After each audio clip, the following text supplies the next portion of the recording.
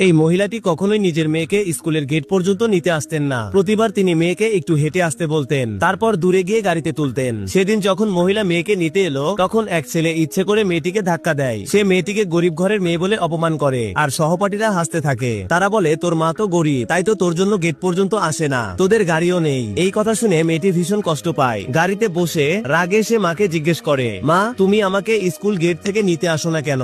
মা হাসি মুখে বলেন, বাবু আমরা আমাদের সম্পত্তি লুকিয়ে রাখি। যদি সবাই জেনে যায় যে তুমি সবচেয়ে ধনী মানুষের মেয়ে, তাহলে তুমি কখনো সত্যিকারের বন্ধু পাবে না। মেয়েটি তখন মায়ের কথার মানে বুঝে যায়। এরপর সে ফোনে মায়ের একটা ছবি তুলে বাবাকে পাঠাতে চায়, কিন্তু ভুল করে সেই ছবি স্কুলের প্যারেন্টস গ্রুপে পাঠিয়ে দেয়। ছবিটা দেখেই সবাই সেই মহিলার প্রশংসা করতে শুরু করে, কিন্তু একজন অহংকারী মহিলা, যিনি নিজেকে গ্রুপের সিওর স্ত্রী বলে দাবি করতেন, তিনি হিংসায় জ্বলে ওঠেন। তিনি বলেন, এই লাক্সারি গাড়িটা তো আমার স্বামীর। তারপর তিনি আর কিছু মহিলা মিলে সেই গাড়ির কাছে চলে আসেন, যেন প্রমাণ করতে পারেন যে আগের মহিলা মিথ্যে বলছেন। মহিলা যখন দেখলেন গ্রুপে শেয়ার করা গাড়ির ছবিটা আসলেই তার নিজের গাড়ির মতো, তখন তিনি অবাক হয়ে যান, কারণ সেই গাড়ি চালাতো মাত্র দুইজন ড্রাইভার। তিনি নিজের ড্রাইভারকে জিজ্ঞেস করেন, গাড়িটার যত্ন নেয় কে? ড্রাইভার যখন দ্বিতীয় ড্রাইভারের নাম নেয়, তখন অহংকারী মহিলার মুখ ফ্যাকাশে হয়ে যায়, কারণ সেই দ্বিতীয় ড্রাইভারই ছিল তার স্বামী। সত্যি তখন ফাঁস হয়ে যায়। সে মহিলা তার স্বামীর পদমর্যাদার সুযোগ নিয়ে মিথ্যা বলেছিল যে সে সিওর স্ত্রী। এমনকি এই মিথ্যা বলেছিল যে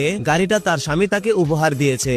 রাগে সে চেঁচিয়ে ওঠে, এখনই এই গাড়ি থেকে নেমে যাও। কিন্তু মেয়েটি ভয়ে কাঁপতে থাকে, বলে, মা আমার খুব ভয় লাগছে। তখন মহিলা ড্রাইভারকে বলে, চলো আমাদের বাড়ি নিয়ে চলো। অহংকারী মহিলা তখন রাগে একটা ভয়েস মেসেজ পাঠায়, যদি এই মহিলা আমার গাড়ি নোংরা করে দেয়, তাহলে সারা জীবনেও এর ক্ষতিপূরণ দিতে পারবে না। এই কথা শুনে মহিলা স্তব্ধ হয়ে যায়। তার মনে হয় হয়তো তার স্বামীর আরেকটা স্ত্রী আছে অন্য কোথাও। কিন্তু মেয়েটি বলে, মা বাবার সব টাকা তো তুমিই সামলাও, বাবা চাইলেও আরেকজন স্ত্রী রাখলেও তার কাছে টাকা থাকবে না। তবু অহংকারী মহিলা চুপ থাকেনি। সে শিক্ষককে বলে, এই মহিলাকে গ্রুপ থেকে বের করে দাও। শিক্ষিকাও তার কথাই সায় দেয় এবং বলেন, এরা বাচ্চাদের ভুল শিক্ষা দিচ্ছে। মহিলা অনেক বোঝানোর চেষ্টা করেন, কিন্তু শিক্ষিকা তার কোনো কথাই শোনেন না। তারপর অহংকারী মহিলা নিজের ছেলের জন্মদিনের নিমন্ত্রণ পাঠায় সব অভিভাবককে, কিন্তু শুধু ওই মহিলা ও তার মেয়েকে বাদ দিয়ে। কিন্তু মহিলা যখন দেখলেন পার্টি হবে গ্রিনফিল্ড ভিলায়, তখন কিছুটা সন্দেহ হয়, কারণ তার মনে পড়ে যায় তার স্বামীরও একই নামে একটি ভিলা রয়েছে শহরের বাইরে। বাড়ি ফিরে মহিলা কিছু বললেন না, স্বামীও কিছু বুঝতে পারেন না।